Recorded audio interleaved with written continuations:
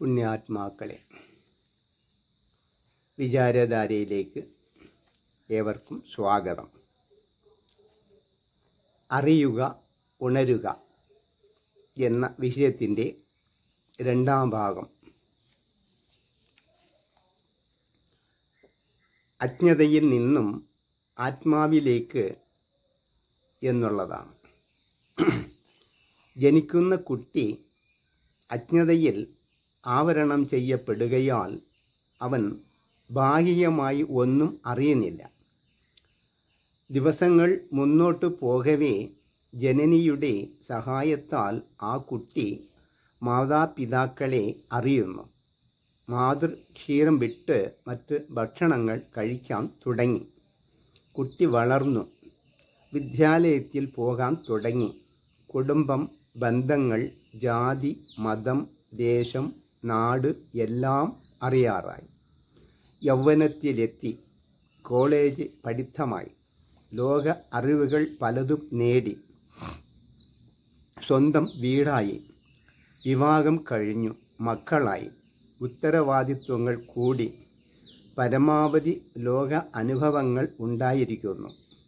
കാണുന്ന ലോകവും സമ്പാദ്യങ്ങളും കുടുംബവും അനുഭവങ്ങളുമെല്ലാം സത്യമായും ശാശ്വതമായും എന്നേക്കും നിലനിൽക്കുന്നതായും വിശ്വസിക്കുന്നു.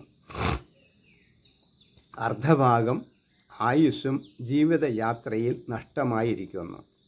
ജോലിയിൽ നിന്നും വിശ്രമമായി, ധാരാളം സമ്പാദിച്ചു, ജീവിത സുഖങ്ങൾ പരമാവധി അനുഭവിച്ചു, ആരുടെയും സഹായങ്ങൾ ഇനി ആവശ്യമില്ല എന്നൊക്കെ ചിന്തിക്കെ കഴിഞ്ഞകാല അനുഭവങ്ങളിലേക്ക് ബുദ്ധി ഒന്നെത്തി നോക്കി. കാര്യകാരണ വിചാരങ്ങളിലൂടെ പൂർവജന്മ സുഹൃതം കൊണ്ടും ദൈവാനുഗ്രഹത്താലും ആ ജീവന് ആത്മവിചാരത്തിൽ എത്തിച്ചേരാൻ കഴിഞ്ഞു. ഓരോ ജീവനും ശരീരം എടുത്തു കഴിഞ്ഞാൽ ബാല്യം, കൗമാരം, യൗവനം, വാർദ്ധക്യം പോലുള്ള പരിവർത്തനമുണ്ടാവും.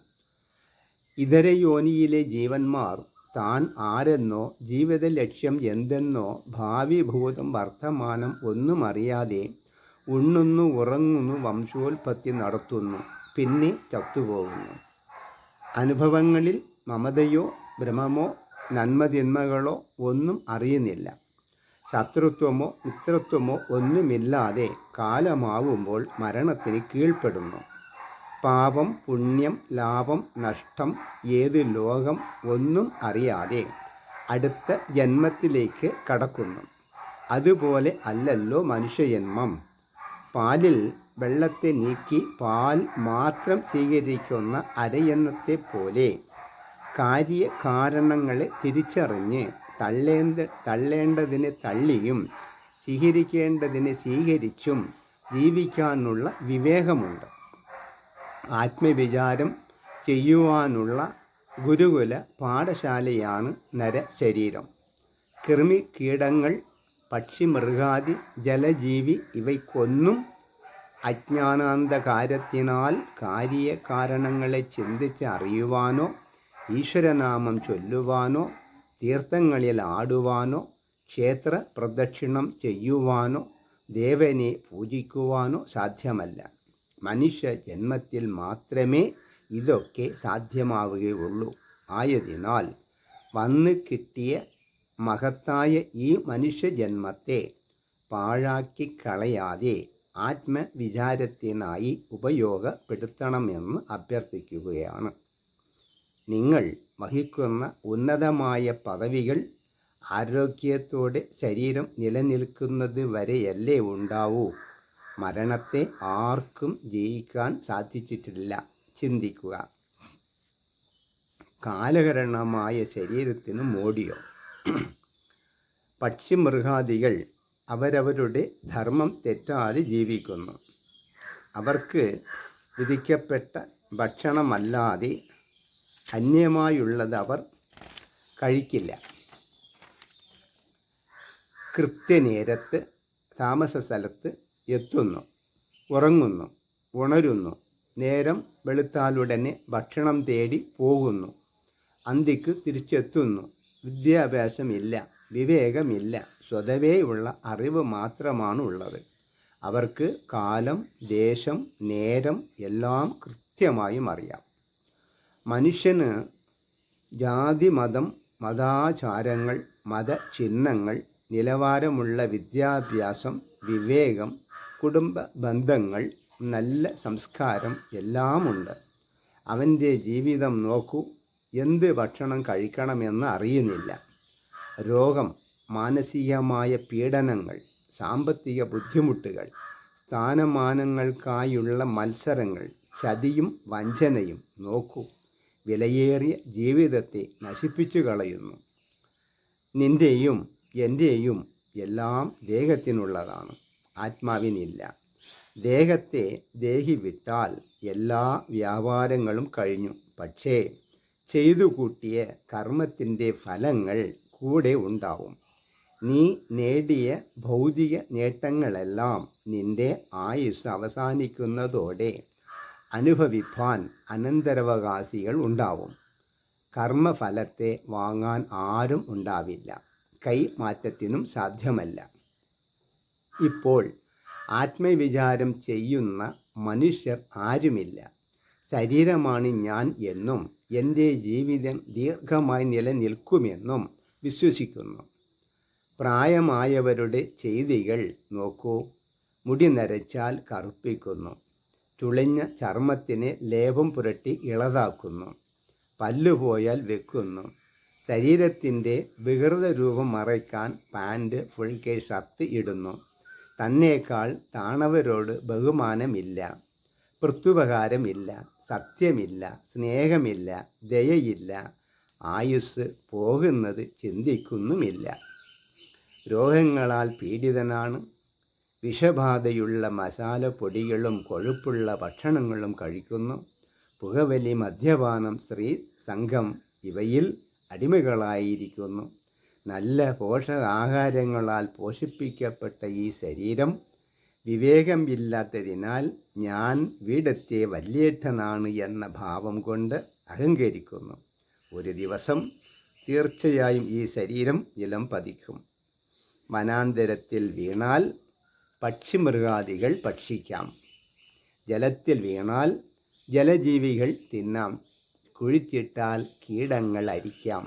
ചിതയിൽ വെച്ചാൽ അഗ്നിയാൽ ഒരു വെടി ചാരമായി തീരാം. ജീവിതം വിജയത്തിലേക്ക്. മത്സ്യം, മാംസം, മദ്യം, പുകവലി, സുർജനവാസം, പഴകിയ ഭക്ഷണങ്ങൾ എന്നിവ ഒഴിവാക്കണം.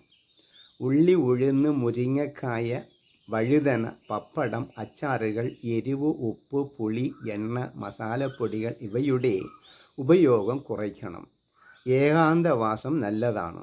ഭക്ഷണം രാവിലെ 8 മണി, ഉച്ചയ്ക്ക് 1 മണി, രാത്രി 8 മണി എന്ന നിശ്ചിത നേരം വെച്ച് കഴിക്കുന്നത് നല്ലതാണ്. മിതാഹാരമായി ഇരിക്കണം. പുലർച്ചെ 4 മണിക്ക് എഴുന്നേൽക്കണം. കുളി കഴിഞ്ഞാൽ ശുദ്ധവസ്ത്രം ധരിക്കണം. ഭസ്മം തൊടണം. നാമജപം നടത്തണം. ആരംഭത്തിൽ പുറത്ത് കേൾക്കും ശബ്ദത്തിൽ ചൊല്ലണം. കാലാന്തരത്തിൽ മനസ്സിൽ ജപിച്ചാൽ മതിയാകും. ധ്യാനിക്കണം. നല്ല ഗുരുവിൽ നിന്നും മന്ത്രദീക്ഷ സ്വീകരിക്കുന്നത് ഉത്തമം. പുരാണം, ഇതിഹാസം, ഉപനിഷത്ത്, ഭഗവത്ഗീത പോലുള്ള ഗ്രന്ഥങ്ങൾ വായിക്കുകയും തത്വവിചാരം ചെയ്യുകയും വേണം. സജ്ജനവാസം നല്ലതാണ്. ഇങ്ങനെ ജീവിതമാർഗം ക്രമപ്പെടുത്തിയാൽ മനസ്സ് ശുദ്ധമാവും. ആധ്യാത്മിക ജീവിതത്തിൽ ഉന്നത സ്ഥാനം നേടാം. സംശയം വേണ്ട. ഇനി അവസ്ഥാത്രയം നോക്കാം. അതായത് ജാഗ്രത, സ്വപ്നം, സുഷുപ്തി എന്നതാണ് അവസ്ഥാത്രയം. ജാഗ്രതയെ കുറിച്ച് നോക്കാം. പകൽ ഉണർന്നിരുന്ന് കർമ്മം ചെയ്യുന്നതും ഇന്ദ്രിയ വ്യാപാരങ്ങൾ നടത്തുന്നതും സുഖഭോഗങ്ങൾ അനുഭവിക്കുന്നതുമായ കാലത്തെയാണ് ജാഗ്രത എന്ന് പറയുന്നത്. തൻ്റെ ജീവിതാനുഭവങ്ങൾ ഇന്ദ്രിയങ്ങൾ വഴി നടക്കുന്നു. കണ്ണിനാൽ ലോക ദൃശ്യങ്ങളെ കാണുന്നു, ചെവി കേൾക്കുന്നു, മൂക്ക് ശ്വസിക്കുന്നു, വായ ഭക്ഷിക്കുന്നു, നാക്ക് രുചിക്കുന്നു, സംസാരിക്കുന്നു, കാൽ നടക്കുന്നു, കൈ വ്യവഹാരം ചെയ്യുന്നു, മനസ്സ് പലതിനെയും ഓർക്കുന്നു, ചിത്തം ചിന്തിക്കുന്നു, ബുദ്ധി നിശ്ചയിക്കുന്നു, അഹങ്കാരം വ്യക്തിത്വം സ്ഥാപിക്കുന്നു. ഇവയൊക്കെയാണ് ജീവിതം. ഇന്നലെ, ഇന്ന്, നാളെ എന്നും ഭാര്യ, മക്കൾ, അച്ഛൻ, അമ്മ, വാങ്ങൽ, കൊടുക്കൽ, ഇങ്ങനെ പല വ്യാപാരങ്ങളും നടക്കുന്നു. സൂര്യൻ അസ്തമിച്ചു. രാത്രിയിൽ അയാൾ ഉറങ്ങി. കണ്ടതും കേട്ടതും, ഭാവി, ഭൂതം, വർത്തമാനം, ഉണ്മ, ഇല്ലായ്മ, കുടുംബം, ഭാര്യ, മക്കൾ ഒന്നും ഇപ്പോൾ ഇല്ല. ജാഗ്രതയിലെ നടന്ന വ്യാപാരങ്ങൾ ഒന്നും നിലവിലില്ല. ഇപ്പോൾ വേറൊരു ലോകത്താണ് അയാൾ ഉള്ളത്. ഇനി സ്വപ്നലോകം നോക്കാം. ഉറങ്ങുന്ന ആൾ പകൽ ഉണ്ടായിരുന്ന ഒരു അനുഭവങ്ങളും അറിയുന്നില്ല. പകൽ അനുഭവങ്ങൾ സ്വപ്നം പോലെ അസ്തമിച്ചു. ജാഗ്രത അനുഭവലോകം ഇപ്പോൾ മിഥ്യയായിരിക്കുന്നു. ഉറങ്ങുന്ന ആൾ സ്വപ്നം കാണുന്നു. പകൽ പ്രവർത്തിച്ചു കൊണ്ടിരുന്ന ഇന്ദ്രിയങ്ങൾ എല്ലാം ഇപ്പോൾ വിശ്രമത്തിലാണ്. എന്നാൽ മനസ്സ് പ്രവർത്തിക്കുന്നുണ്ട്. ജാഗ്രതയിൽ ഇന്ദ്രിയങ്ങൾ പ്രവർത്തിച്ചത് മനസ്സിൻ്റെ സഹായത്തിലാണ്. ഇന്ദ്രിയങ്ങളുടെ യജമാനനാണ് മനസ്സ്. മനസ്സാണ് ഇന്ദ്രിയങ്ങളെ ഉറക്കിയിരിക്കുന്നത്. മനസ്സ് ഇപ്പോൾ പ്രവർത്തിക്കുന്നുണ്ട്. പൂർവജന്മങ്ങളിലെയും ഈ ജന്മത്തിലെ അനുഭവങ്ങളിൽ ചിലതിനെ മനസ്സ് സ്വപ്നരൂപത്തിൽ കാണിക്കുന്നു. സിനിമാശാലയിലെ തിരശീലയിൽ മുമ്പ് അഭിനയിച്ച ദൃശ്യങ്ങളെ ഫിലിമിൽ പിടിച്ച് വെച്ച് കാണിക്കുന്നത് പോലെ മനസ്സും ഭൂതകാല അനുഭവങ്ങളെ ശേഖരിച്ച് വച്ചതിൽ ചിലതിനെ കാണിക്കുന്നു.